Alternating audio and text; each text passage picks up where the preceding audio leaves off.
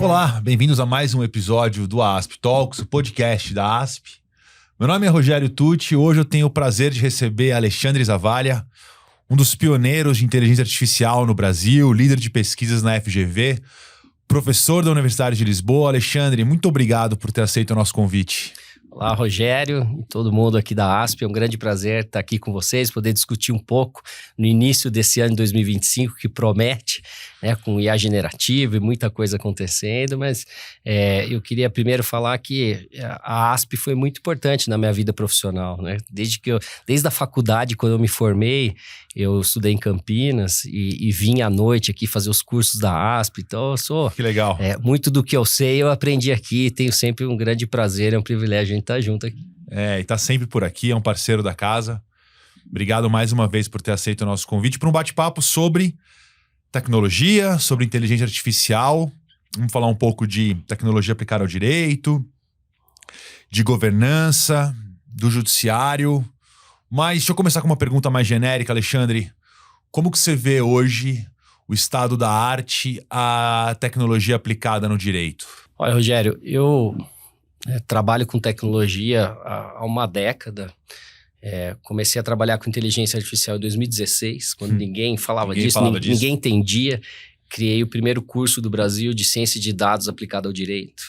Na época, vieram todas as bases de dados, né? As pessoas trabalhavam com isso, os escritórios, para tentar entender, porque a educação também é muito importante. A ASP tem um papel cultural na comunidade jurídica muito forte também.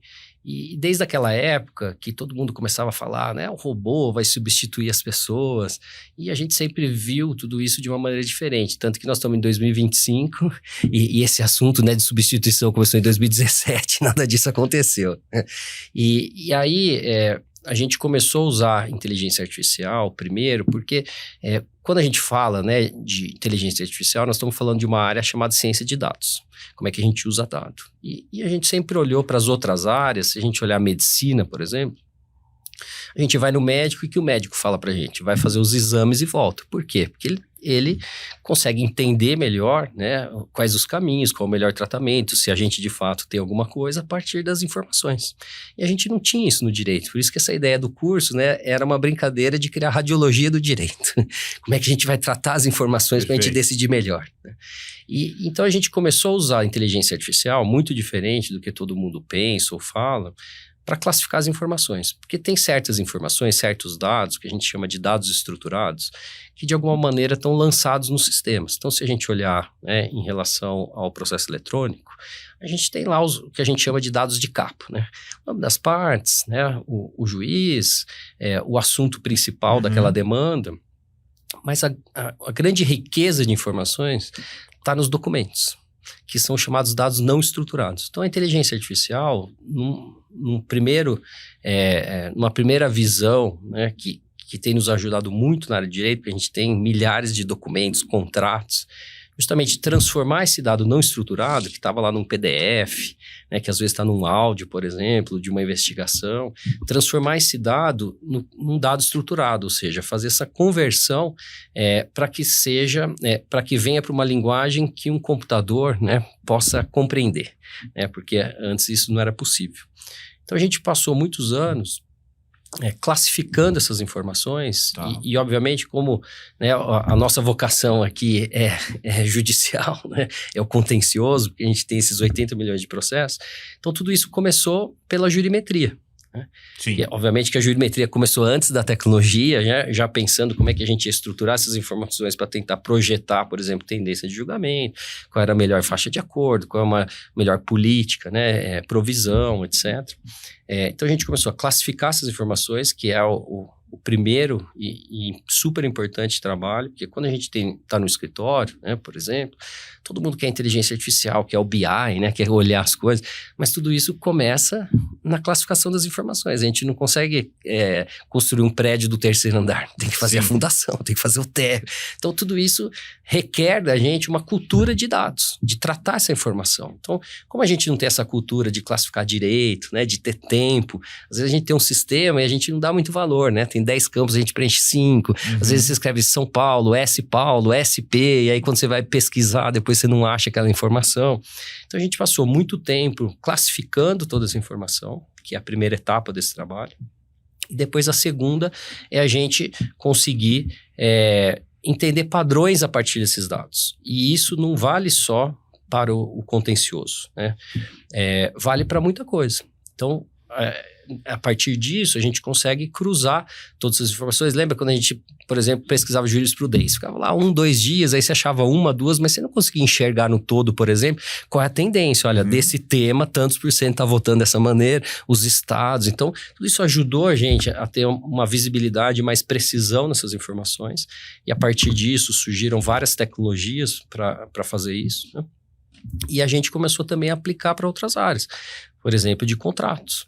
Então, vou dar um exemplo simples, né? Na época da LGPD, a gente teve que olhar todos os contratos de uma empresa, por exemplo, e às vezes eram 10 mil contratos, para saber qual tinha cláusula de LGPD. Obviamente, a maioria não tinha, né? Nos contratos anteriores. E depois criar um termo aditivo com aquela cláusula, ou alterar aquele contrato, ou no momento aí de assinatura de uma nova etapa do contrato, colocar essa cláusula. Então, a gente começou a usar, por exemplo, essa tecnologia para ler esses 10 mil contratos e falar, olha, esses aqui não tem. Né? E começar a gerar minutas, e aí obviamente que não é o robô, não é a tecnologia que gera, é um advogado que vai lá e diz, ó, a cláusula é assim, né? Então a gente começou a aplicar nessa área, na área de LGPD, né? Que é a mesma lógica sempre, os problemas são diferentes, mas a lógica é a mesma. Então pensa, LGPD numa grande empresa, a gente tem milhares de dados pessoais dentro daquela base, mas quais são, de quem? Então onde a gente começa de novo? Com a classificação dessas informações, né? E aí classifica os dados pessoais para, por exemplo, ter um portal do titular que ele pode perguntar que dados você tem meu, onde estão, para que você está utilizando. Então, se você não fez esse trabalho de classificação, é impossível você ter esse resultado. Então, é sempre assim, né? Quando a gente fala de inteligência artificial, classificar as informações, a gente depois entender os padrões e criar os serviços para a gente conseguir apoiar a atividade jurídica, mas sempre o ser humano no centro, porque é o profissional do direito, que sabe que dado a gente precisa, como é que a gente recorta, o que a gente vai fazer com isso, né? Então, diferente dessa substituição, essa experiência de todos esses anos mostra que sem essa equipe técnica, e nada disso funciona, até porque ela precisa resolver um problema real, e nós é que sabemos quais são os problemas. Então a gente começou a usar a inteligência artificial, e lógico que nunca ela está sozinha, ela sempre vem com automação. Então a gente vê os sistemas de gestão, como a ASP tem, oferecendo isso para os associados. Então, tudo aquilo que a gente fazia manual, a gente tem o sistema hoje que tem várias automações, busca essas informações, por exemplo, né, de andamentos, movimentações processuais automaticamente no sistema, né? Já tem lá toda uma agenda de tarefas que você pode também automatizar, conforme vem um prazo, já coloca ali na agenda o prazo. Então a gente tem uma parte de tratamento da informação e uma outra parte de automação, que a gente também observa a mesma coisa no processo judicial eletrônico, né? Antes o impulso oficial, né, quando eu comecei a advogar, tinha lá as pilhas, né, e a gente até brincava, olha, tá concluso, né, mas eu preciso olhar esse processo. Eu falava, olha, se você quer olhar esse processo, eu vou tirar da fila aqui, ele vai entrar por último, né, não sei se é da sua época. Era uma tensão constante no cartório. Era isso, né, então hoje a gente vê que o impulso oficial é dado pelo sistema, quer dizer, a partir do momento que a gente distribui, o sistema automaticamente já abre o prazo para o magistrado, né, e a hora que ele vem lá e determina a citação, ao invés de fazer na mão na máquina de escrever como era, o próprio sistema já puxa os dados do processo e já, né, produz ali o mandado, né, de forma automatizada, volta para o magistrado assinar, e a hora que ele assinou e a parte contestou automaticamente, então o processo vai caminhando. Então a gente sempre tem, né, essa parte de tratamento da informação junto com automação. E isso tem transformado muito a nossa forma de trabalhar, né, tem nos ajudado. Então, se a gente vê agora, obviamente, que a gente tem essa aplicação maior de inteligência artificial no próprio judiciário, começando a ficar acessível para todos os perfis de escritórios, maiores, menores. É como uma TV, né, grande. Ela começa muito cara, depois aos poucos ela vai. Então, toda tecnologia é assim. Então, a gente já está num momento em que muitas dessas coisas já são acessíveis, né? E a gente vê só a automação do processo eletrônico, tem alguns dados, né, que mostram que, em média, os processos diminuíram em 50% o tempo de tramitação. A gente lembra. Então, qual é o impacto disso na economia, na segurança jurídica, no recebimento? Do recebimento. Só automação. É sensível, é sensível. Nós não estamos nem falando ainda de inteligência artificial, né? Então, é isso que nós estamos falando, né? O motivo de ser tudo isso é o direito. Quem faz isso acontecer são as pessoas. Mas essa tecnologia cada vez mais vai nos ajudar a tirar a burocracia e fazer tudo andar de forma... ter uma performance, uma rapidez, uma precisão maior no que a gente vai fazer. E agora a gente vai ter cada vez mais essa camada de inteligência, que é como é que a gente aprende com esses dados, como é que a gente entende padrões e como é que a gente decide melhor. Porque, no fundo, né, a gente sempre decide a partir de informações. Então, que é a brincadeira, de novo, da radiologia, do médico. Então, quanto mais a gente tem informação correta, melhor a gente consegue tratar o nosso cliente. Exato, lembrar que tudo isso, no fim do dia, se presta a uma maior estabilidade de solução de conflitos, né? É isso. Previsibilidade, estabilidade. Muito legal. Eu vou te perguntar mais pra frente sobre estruturação de dados, sobre os desafios dos sistemas diferentes, como o CNJ está lidando com isso hoje. Mas antes disso, a governança nos escritórios. Como que está isso hoje em matéria de ciência de dados? Então, porque quando a gente está falando de inteligência artificial, a gente tem... Primeiro, esse trabalho de classificação das informações, porque pensa, como é que nós vamos classificar 1.000, 2.000, 10.000 processos na mão, né? Isso é impossível. E depois essa parte que a gente chama de apreditiva, que é a gente entender padrões, e são sistemas matemáticos estatísticos, né, para criar uma probabilidade. Então, primeiro, a gente tem que entender que quando alguém fala assim, minha inteligência artificial vai te dizer se você vai ganhar um processo, não é assim que isso funciona, é uma probabilidade. É dizer o seguinte, olha, se você usar essa tese, você tem 80% de chance de ganhar, em 20% você vai perder, né? Então, nos ajuda a decidir melhor, e nós que vamos decidir se nós vamos seguir aquilo ou não, né? Então a gente começou com essa IA preditiva. Então, primeiro, né, nessa parte de governança, né, de a gente fazer uma gestão de riscos, nós temos que formar as pessoas para entender que não é uma resposta precisa e nem vai dizer exatamente como a gente deve agir, mas vai dizer, né, a probabilidade e onde a gente tem mais chance de acerto. Vou dar um exemplo interessante, né? A gente sempre falei da medicina, vamos falar um pouco do esporte, né? Não sei se vocês viram, numa das finais ali da Eurocopa, um dos goleiros, ele foi para os pênaltis, né? E o goleiro tinha na garrafinha... Eu lembro disso. Aquele lá, direita, esquerda, cada jogador. Então, na prática... O estudo que ele tinha feito dos batedores dos pênaltis, né? É isso. O que acontece? Para vocês entenderem essa lógica, né? Que é o seguinte. Então, eles pegaram uma inteligência artificial, muito provavelmente, assistiram todos os vídeos, né? Que é uma informação não estruturada. E criaram uma estatística. Olha, esse jogador, ele chuta mais para a direita, esse para a esquerda, e ele colocou ali. Então, veja só. Ele tinha os 5 jogadores, né, primeiros que batem o pênalti, o direita e esquerda de cada um. Então, veja. Qual é a chance dos 5 mudarem? É muito pequena, concorda? Então, se ele for no lado de cada um, a chance de um ele pegar e no lado certo ou 2 é muito grande. Então, é a mesma coisa que a gente está falando aqui. Então, todo mundo fala assim, mas... E você vê, ele continuou sendo atleta, ele que treinou para conseguir pular rápido para pegar a bola. Ele simplesmente tinha uma estatística que se ele agisse daquela maneira, ele tinha uma chance maior de acertar. Então, essa é uma primeira coisa dentro da governança, no sentido de gestão de risco, a gente entender os limites e a aplicação correta da tecnologia, para que a gente usa. Então, é suporte à decisão, não é decisão. Certo? E o próximo ponto, que é o que a gente está atingindo agora, é uma nova IA, que é a IA generativa, que está ajudando a gente a produzir novos documentos. Então, essa IA generativa também, ela é matemática estatística, tudo que a gente está falando. Então, ela lê uma base de dados e simplesmente diz qual é a chance, qual é a melhor chance de ser a próxima palavra ou uma frase. Então, são chamados LLMs, que são modelos de linguagem de alta escala. Então, como modelos de linguagem, o propósito desse sistema é trazer para a gente uma estrutura de texto, mas não necessariamente o conteúdo. Então, começou a surgir um primeiro problema, né, que é a chamada alucinação. E que todo mundo olhou e falou assim, não, Que ainda gera bastante receio, né? Muito. Não, e muito cuidado, que é isso que a gente está falando justamente da parte de governança, né? Porque a gente precisa entender como é que isso funciona.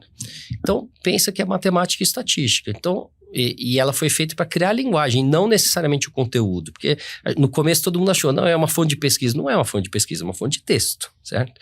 Então, pense o seguinte, estatisticamente, se a gente pegar todos os dados da internet... e eu perguntar quem sou eu, o que eu sou estatisticamente naquela base? 0, 0, 1. Qual a chance de ele acertar exatamente quem eu sou? É muito pequena, entendeu? Assim como acertar uma jurisprudência, assim como acertar... Então, primeiro, nós temos que entender que tudo que é a saída desses documentos, eles funcionam como uma minuta. E a gente que tem que olhar lá, né? Exatamente. Porque às vezes não é que ele inventou uma jurisprudência, é que ele simplesmente está dizendo assim pra gente, olha, nesse lugar você deve colocar uma jurisprudência. Então a primeira coisa que a gente tem que fazer nos escritórios, entendendo essas questões, é ter um time realmente, né? Então, quer dizer, isso nos ajuda naquela parte de montar, de buscar as informações e tal, mas pra gente ganhar mais tempo para olhar o conteúdo, se aquilo é verdadeiro ou não. Então, a gente já teve um caso do juiz, né, que usou uma jurisprudência que não existia, e esse caso depois foi pro CNJ. A gente tem um escritório americano que entrou com um processo e os 5 precedentes que eles juntaram não eram verdadeiros. E aí, o que aconteceu? Lá, o judiciário americano disse para esse advogado o seguinte, sabe aquela discussão, né? Quem é o responsável? A tecnologia, é o desenvolvedor? É quem usa, na verdade. Então, o que o judiciário falou?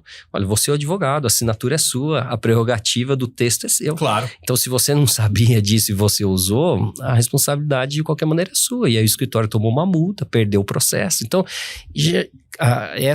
esse estudo comparado, né, e algumas decisões e discussões aqui no Brasil já mostram que o responsável por isso é o juiz, é o advogado. Então a gente tem que tomar muito cuidado com essas saídas e não tomar como verdadeiro para a gente poder, né, de fato trazer o conteúdo correto e a garantia da qualidade. Então, quando a gente usa esses modelos abertos, a gente tem uma outra aplicação, que é aplicar esses modelos de linguagem em projetos corporativos do escritório ou do departamento jurídico para os nossos clientes, que é ligar isso numa base proprietária. Então, se a gente pega os 1000 contratos de um cliente, por exemplo, e aplica essa tecnologia, estatisticamente, essa virou a base. Então, a chance de errar é menor, de trazer as informações corretas é maior. Então, a gente sempre tem, né, esse uso individual e, de outro lado, esses projetos corporativos. Então, a primeira, e é lógico, quando a gente trata essa base e aplica na base, diminui a alucinação. Então, a gente tem toda essa questão. Então, quando a gente fala de governança, a gente tem que tomar muito cuidado com essa questão do conteúdo.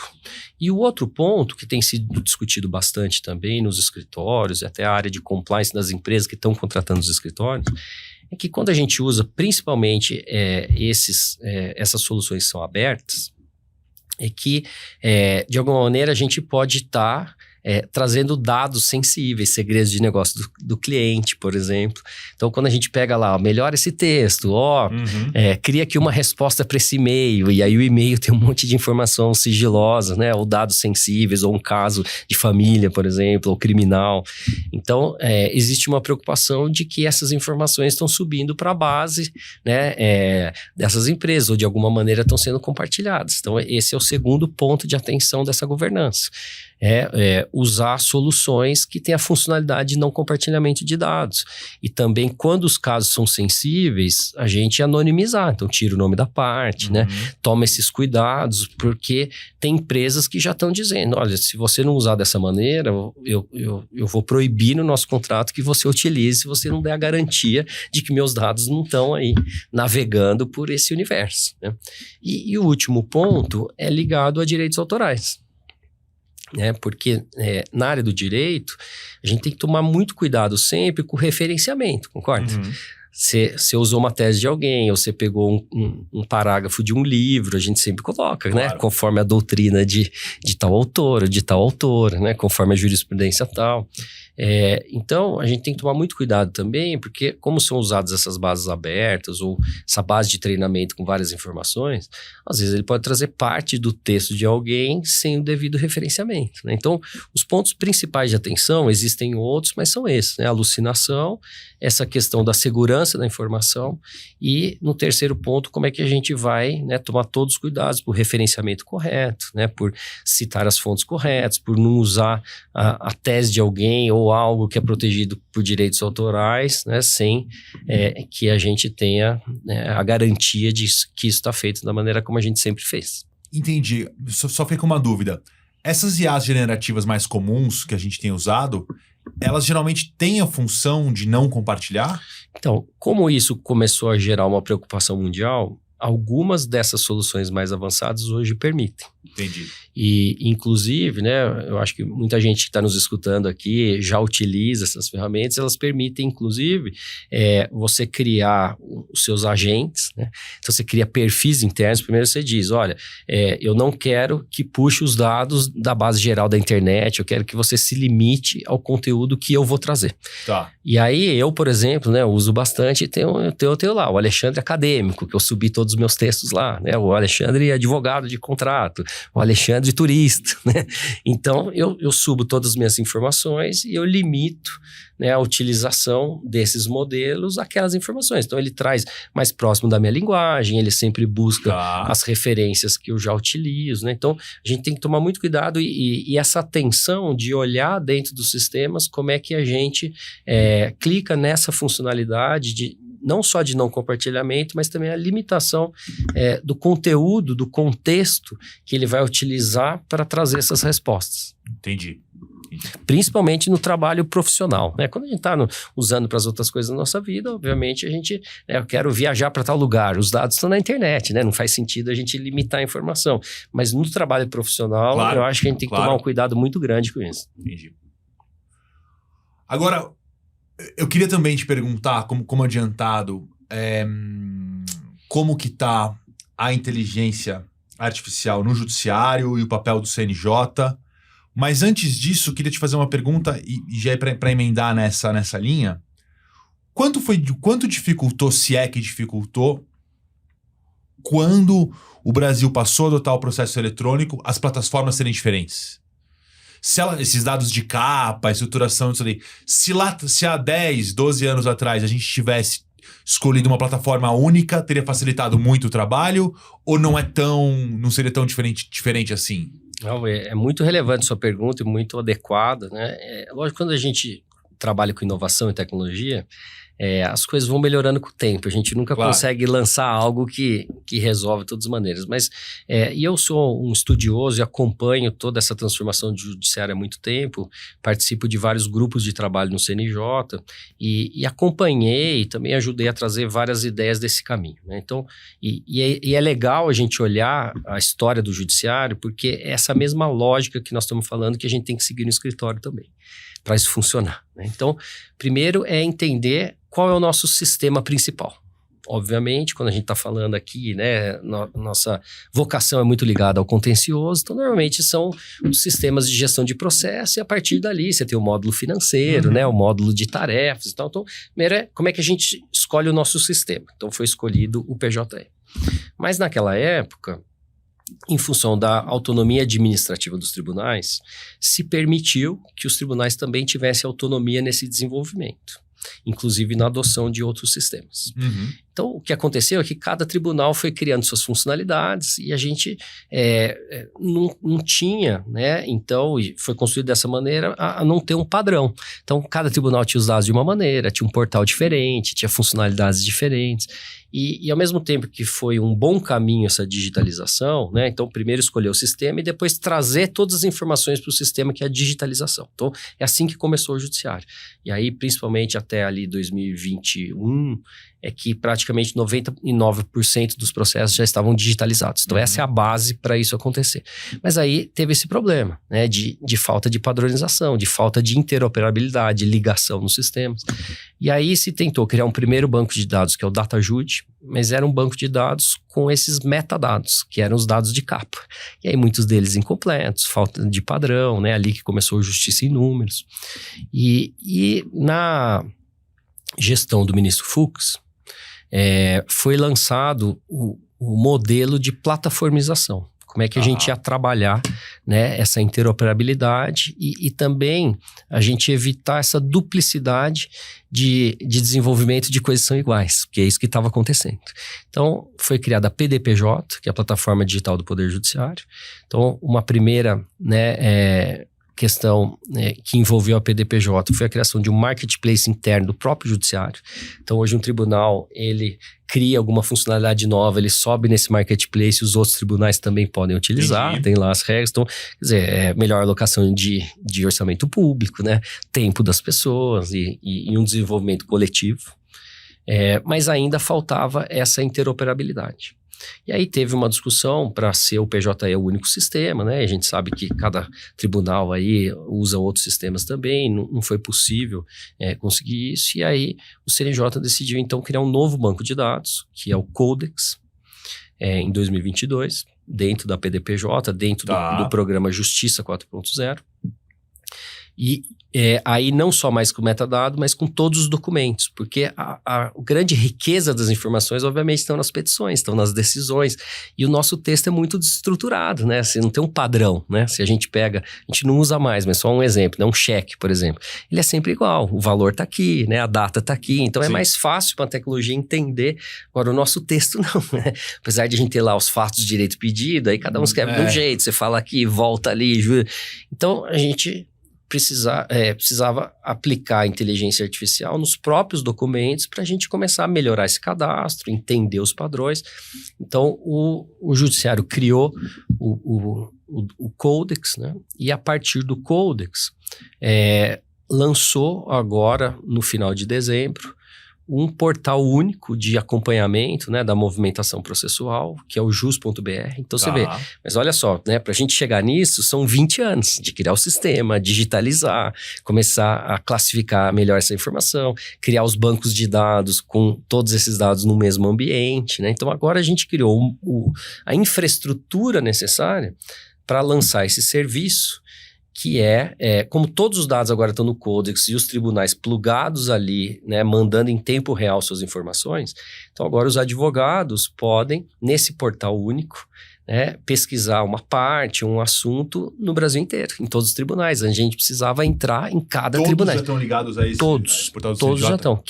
Quem quiser, né, conhecer, você pode entrar lá, Codex CNJ, e aí tem lá painel de monitoramento da implantação do Codex, e aí lá tem, né, já são 320 milhões de processos dentro da base, né, entre já encerrados em tramitação, e todos os tribunais já plugados, os pontos de dados. Então é interessante, né, quem quiser conhecer ali um pouco melhor esse trabalho. Então assim, foi um trabalho excepcional do judiciário, que começou na gestão Fux e se consolidou na gestão agora do ministro Barroso, né, e que lançou então esse serviço de acompanhamento, de acompanhamento da movimentação e também de peticionamento. Então, todo mundo aqui sabe a dificuldade que era, né? Cada sistema, né? Como é que é um certificado, ou a gente tinha dificuldade, né? Às vezes de peticionar, o prazo estava no último minuto, aí não rodava. Né?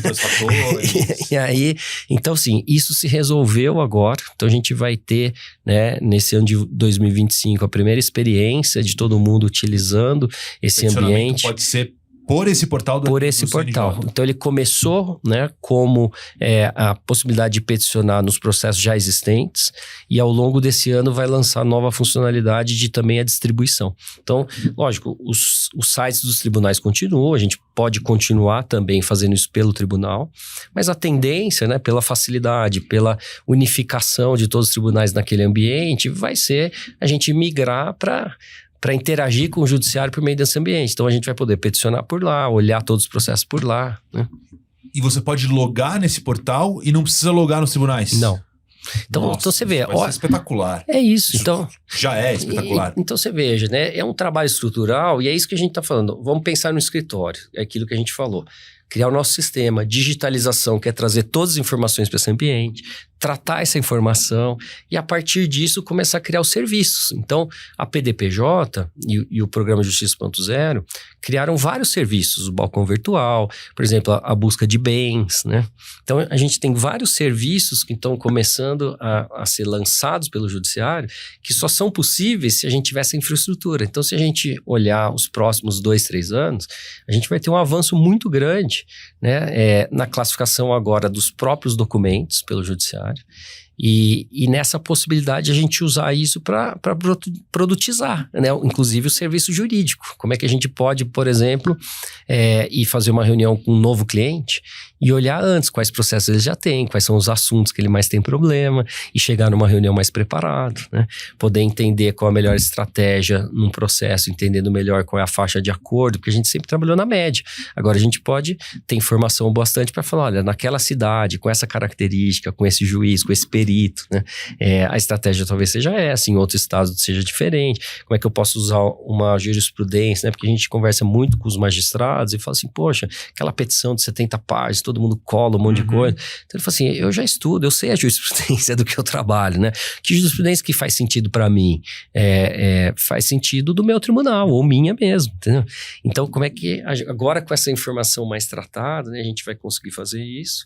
E se a gente tiver as informações dessa maneira, nós vamos conseguir aplicar melhor aí a generativa, porque se a gente aplicar isso nessa base, ou na base que a gente tratar e trouxer para o nosso escritório, né, obviamente isso vai funcionar melhor e vai poder nos ajudar de forma muito mais eficiente e mitigando esses riscos que a gente falou. Impressionante.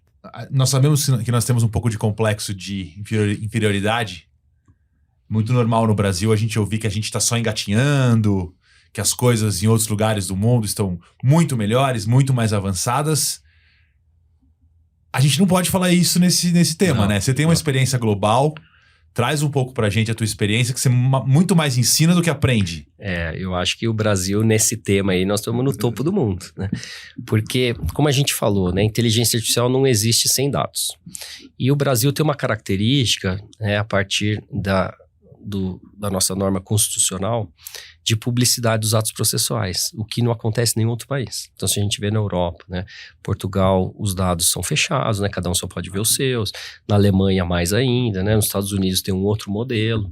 E o Brasil tem esses dados abertos. Para os nossos ouvintes jovens que pretendem estudar algum dia e tal, saibam que quando chegar lá fora não vão ter bem plataforma diferente de tribunal com a jurisprudência ali, pesquisinha, é bem mais complicado. É bem mais complicado, por isso que assim, é um orgulho de ser brasileiro e ter participado dessa construção todos esses anos, tanto ajudando a criar cultura no setor privado, como também apoiar essas discussões, né, colaborar com o poder público nessa construção.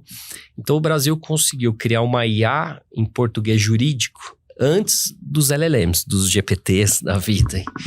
Então isso virou um grande case mundial. Tanto a digitalização do nosso judiciário, como essa possibilidade de a gente ter acesso a esses dados, tratar essas informações. Então, hoje eu sou professor, né, já há alguns anos na Universidade de Lisboa, que é a Universidade Clássica de Lisboa, que é uma das mais importantes e tradicionais da Europa. Dou aula no mestrado e na pós-graduação. Então, nesse curso, por exemplo, são alunos de 20 países. E a partir desse relacionamento na Europa, eu participo do RECSEI, que é um consórcio mundial de especialistas de IA, que realiza vários eventos ligados ao World Economic Forum, também à ONU. Então, eu participei do AI for Good, que é o maior evento da ONU sobre o uso de IA responsável, que é essa preocupação, né? Como é que a gente usa, quais são os limites.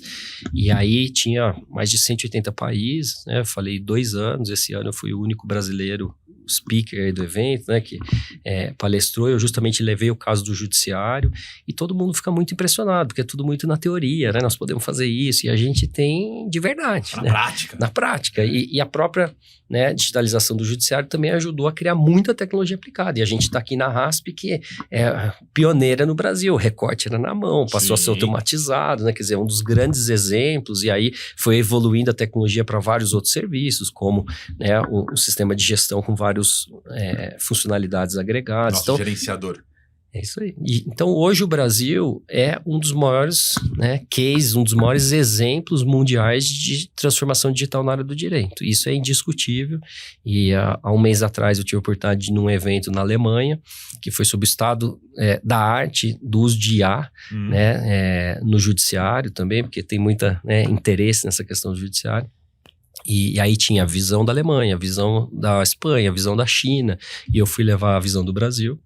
E ali, quando você participa de um congresso desse, tem lá o que se chama os anais do congresso, que é o relatório final. Então, o exemplo brasileiro tinha o dobro de parágrafos dos outros países, porque, de fato, a gente tinha que mostrar, tinha muita realidade. Eu também levei o trabalho de várias startups aqui do Brasil, tratando essa informação, criando e produtizando em cima disso. Então, é muito orgulho mesmo de poder ser uma das pessoas que tem levado para a comunidade internacional que a gente tem feito aqui no Brasil.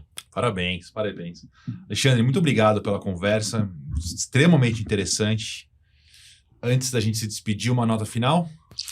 Só também dizer que tem muita gente preocupada no melhor sentido com essa questão do judiciário, do juiz robô, do mesmo jeito que a gente tinha. Então, o ministro Barroso também criou um grupo de trabalho para essa regulamentação da IA no judiciário, e eu sou um dos membros nomeados, foi 1 ano de trabalho, a gente terminou a semana passada a minuta, que vai ser, teve audiência pública com participação da advocacia, de vários atores aí dessa comunidade, que vai ser votada agora no plenário do CNJ no final desse mês de janeiro. Tá.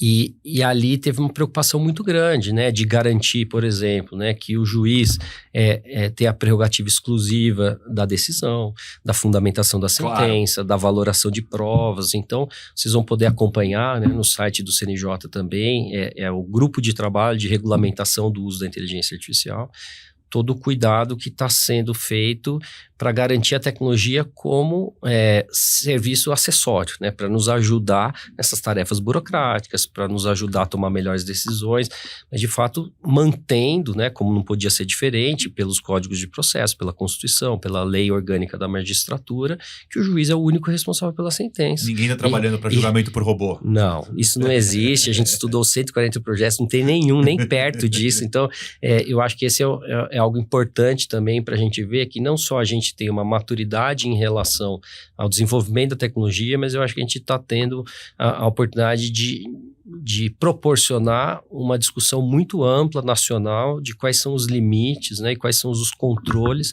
para a gente poder usar tudo isso da maneira correta, mantendo as pessoas no centro e o direito, principalmente, que é a razão de ser de tudo isso. É isso aí. Longa vida à inteligência artificial. Com cuidado parabéns. E moderação. É isso. Parabéns pelo seu trabalho. Ficamos por aqui. Um abraço, então. Acompanhe os nossos episódios nas redes. Tchau, tchau.